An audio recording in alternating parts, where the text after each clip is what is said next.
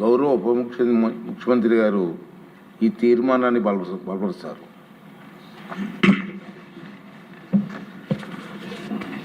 గౌరవ ముఖ్యమంత్రి గారు ప్రవేశపెట్టిన ఈ తీర్మానాన్ని జనసేన పార్టీ తరఫు నుంచి మేము బలపరుస్తున్నాం.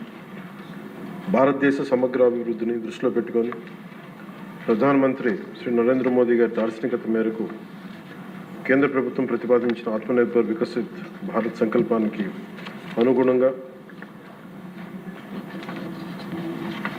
దూరదృష్టి, దార్శనికత, దక్షత ఉన్న గౌరవ ముఖ్యమంత్రి వర్యులు చంద్రబాబు నాయుడు గారి నాయకత్వంలో రాష్ట్రం ఎన్డీఏ కూటమి ద్వారా ఆర్థిక, సామాజిక, సాంస్కృతిక రంగాల్లో మరింత బలోపేతం చేయాలని నిర్ణయించుకున్నందుకు మనస్ఫూర్తిగా దీనికి మేము బలపరుస్తున్నాం. ఈ సందర్భంగా మన గౌరవ ముఖ్యమంత్రి గారితో మాట్లాడుతున్నప్పుడు దీనికి సంబంధించి ప్రత్యేకించి ప్రతి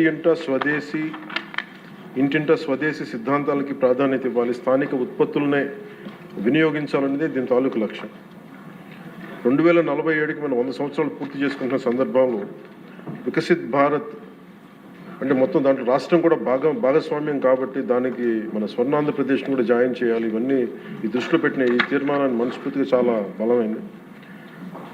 ముఖ్యంగా మనం ముఖ్యమంత్రి గారితో మాట్లాడుతున్నప్పుడు ఈ సందర్భంగా రాష్ట్ర ప్రజలకు కూడా, రాష్ట్ర యువతకు కూడా వారి ఆలోచనలు తెలియజేయాలనుకుంటున్నాను. చాలా కేపబిలిటీ ఉన్న రాష్ట్రం ఇది. గ్రేట్ హ్యూమన్ రిసోర్సెస్ ఉన్నాయి. బ్రెయిన్ డ్రైన్ ఇక్కడి నుంచి వెళ్ళిపోయి ఎంతోమంది యువత జాతీయ స్థాయిలో, అంతర్జాతీయ స్థాయిలో ఆంధ్రప్రదేశ్ నుంచి వెళ్ళిపోయి మిగతా దేశాల్లో వాళ్ళ జాతీయ స్థూల ఉత్పత్తిలో వాళ్ళు తోడ్పడుతూ ఉన్నారు.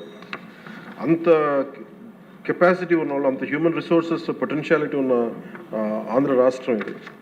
సో వారి సమర్థతని మరీ పెంపొందించేలా ఇవన్నీ ఖచ్చితంగా దోహదపడతాయని మనస్ఫూర్తిగా తెలియజేసుకుంటూ, ఒకటి ఇంతమంది కలిసి వచ్చాం మేము. ఇందాక చదువుతారు 1977లో నేను ఎందుకు ఇన్ని సంవత్సరాలు మాట్లాడుతున్నట్టు ఇలాంటివన్నీ సాధించాలి అంటే 47కి మనం అద్భుతమైన వికసిత్ భారత్లో భాగస్వామ్యం కావాలంటే 5 కోట్ల ప్రజల ఆకాంక్షల్ని ఈ అలయన్స్ ప్రభుత్వం, చంద్రబాబు నాయుడు గారి నాయకత్వంలో ఉన్న ఈ అలయన్స్ ప్రభుత్వానికి లాంగ్ లైఫ్ ఉండాలి, దీర్ఘకాలం ఆయుష్ ఉండాలి, మనస్ఫూర్తిగా నేను కోరుకుంటున్నాను. దీనికి మేము ప్రజల నుంచి మేము కోరుకుంటుంది, మేము అన్ని చిన్న ఏవి ఉన్నా కానీ అన్ని దాటుకొని గౌరవ ముఖ్యమంత్రి గారు కానీ, నేను కానీ, అటు కేంద్ర నాయకత్వంలో బీజేపీ, రాష్ట్ర నాయకత్వంలో బీజేపీ అందరూ కలిసికట్టుగా నడుస్తున్నాం. దీంట్లో అందరం కూడా ప్రజల నుంచి కూడా మేము కోరుకునేది, ఈ అరాచకం చేసే ప్రభుత్వం వాళ్ళు 11 ఇందాక గౌరవ ముఖ్యమంత్రి గారు లేరు, 11 మంది ఉన్నా కానీ వాళ్ళు ఒక 1100 మంది ఉన్నట్టుగా వాళ్ళు ప్రవర్తిస్తూ ఉంటారు. వైలెన్స్ని పెంపొందించేలా మాట్లాడుతూ ఉంటారు. వీటన్నిటికీ ఒకటే మనం పెట్టాల్సింది ఏంటంటే మన ఐక్యత వాళ్ళు బలహీనపడతారు, మన అనైక్యత వాళ్ళు బలపడతారు. ఇది మనం ఐక్యత అనైక్యత మధ్యలో అది మనం నిర్ణయించుకోవాలి.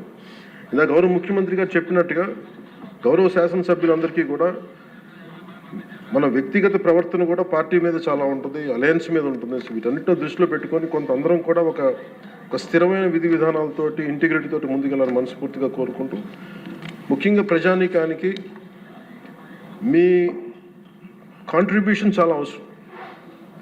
మీరు ఎలా అంటే మీరు కూర్చోబెట్టి చాలా ఒడిదుడుకుల మధ్య ఇంత అప్పులు, దాదాపు 9 లక్షల పైచిలకు అప్పులు భారాన్ని పెట్టుకొని ఈ రోజున రాష్ట్రం ముందుకు నడుస్తుంది. 30,000 కోట్ల పైచిలకు పెన్షన్లు ఇస్తున్నాము, సామాజిక పెన్షన్లు ఇస్తున్నాము అనే దానికి ఒక వ్యక్తికి మనం ఈ సభ మొత్తం వారిని అభినందించాలి, హర్షించాలి.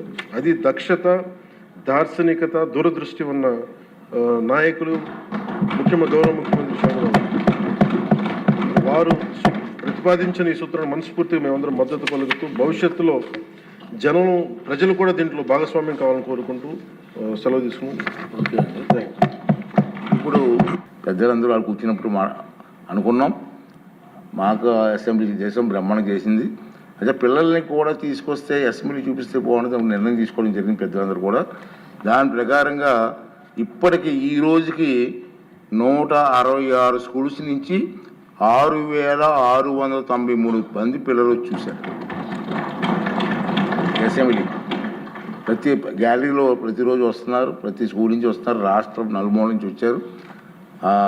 యాజమాన్యం వారికి అందరికీ కూడా మనస్ఫూర్తి ధన్యవాదాలు తెలుపుకుంటూ దీన్ని సహకరించిన పెద్దలందరికీ కూడా ధన్యవాదాలు తెలిపిస్తున్నానండి. అలాగే ఈ అసెంబ్లీ బడ్జెట్ సమావేశం సజావుగా సాగడంలో సహకరించినటువంటి అసెంబ్లీ సిబ్బందికి మరియు ప్రభుత్వ యంత్రాంగానికి నా హృదయపూర్వక కృతజ్ఞతలు తెలియజేస్తున్నాను.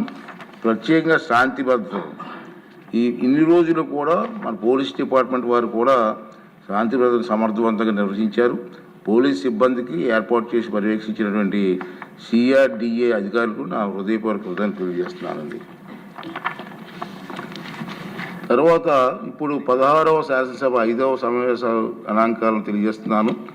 సభ మొత్తం మీద గవర్నర్ గారి ప్రసంగం రోజును మినహాయిస్తే 15 రోజుల పాటు సమావేశం జరిగింది.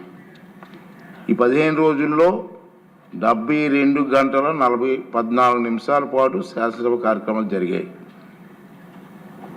122 నక్షత్ర గుర్తు ప్రశ్నలకు సమాధానాలు ఇచ్చారు. 80 నక్షత్ర గుర్తు ప్రశ్నలకి సమాధానం సభా సమస్యలు పెట్టారు. అదేవిధంగా 6 నక్షత్రం గుర్తు లేని ప్రశ్నల సమాధానాలు సభా సమక్షంలో ఉంచబడ్డాయి. 2 స్వల్ప వ్యవధి ప్రశ్నల సమాధానాలు సభా సమక్షంలో ఉంచబడ్డాయి. మొత్తం 18 బిల్లులు ఈ సభలో పెట్టబడ్డాయి. అన్ని బిల్లులు కూడా ఏకగ్రీవంగా ఆమోదించబడ్డాయి. ఒక లఘు చర్చ జరిగింది. 344 నియమం క్రింద ఒక అంశం, 74వ నియమం క్రింద ఒక అంశం చర్చించబడ్డాయి. అంశాలపై గౌరవ ముఖ్యమంత్రి గారు మరొక అంశంపై మంత్రి గారు ప్రకటన చేశారు. ఒక ప్రభుత్వ తీర్మానం ఏకగ్రీవంగా ఆమోదించబడింది. వివిధ అంశాల మీద మొత్తం మంది సభ్యులు ప్రసంగాలు చేశారు. చాలా మంది సభ్యులు ఇచ్చారు. అది కూడా వివరాలు అందజేస్తామండి. 6/3/26 అంటే నేటి రోజున శాసనసభ రాజకీయాలు బలాబలాలు ఉన్నాయి. తెలుగుదేశం పార్టీకి 135 మంది సభ్యులు, జనసేన పార్టీకి 21 మంది సభ్యులు. రాలేనప్పుడు చదవాలా అనుభవం. వైఎస్ఆర్ కాంగ్రెస్ పార్టీకి 11 మంది సభ్యులు, భారతీయ జనతా పార్టీకి 8 మంది సభ్యులు ఉన్నారన్న విషయాన్ని మరొకసారి మీకు గుర్తు చేస్తున్నానండి.